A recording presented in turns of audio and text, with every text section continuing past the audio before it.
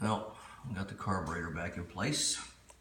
I've made a mistake, and a couple years ago when I was really into the plane before life events took place, like it usually does, I forgot to drain the bowl, and whatever residual gas was in there had caramelized, solidified, whatever you want to call it, I guess around the needle.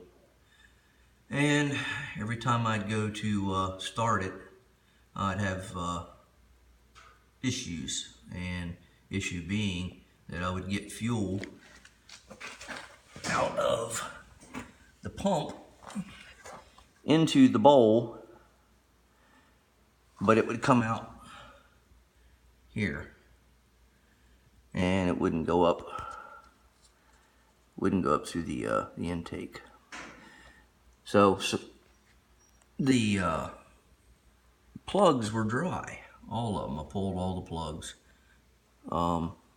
just the tops. I didn't worry about the bottoms, but they were dry. So I took the carburetor down to a gentleman who's pretty local, Bill Kennedy, and he's got a machine, and he puts it in a not an autoclave, but it's a harmonic, high frequency cleaner, I guess, is what they call it. And he cleaned the whole carburetor. I took it apart, separated everything, and he cleaned it.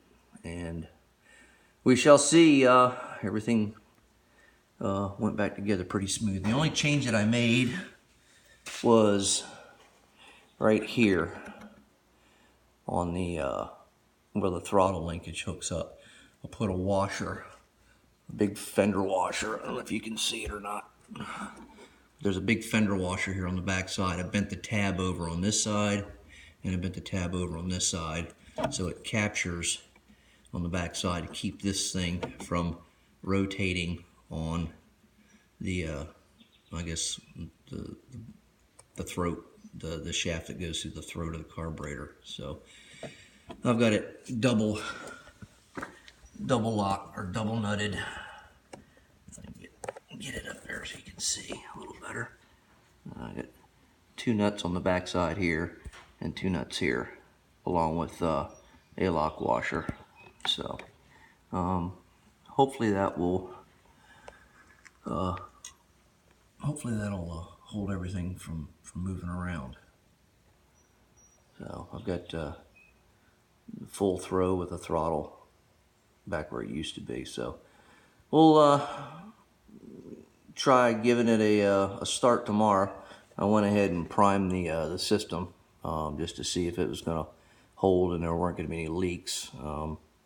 I haven't had any problems with any leaks. The fittings that I'm using on the end of my fuel lines are they're made specifically for the AeroQuip. I guess it's the 666, which I don't particularly care for that number, but anyways, the braided steel line, or the braided Teflon line. So either way, that's what we've got so far.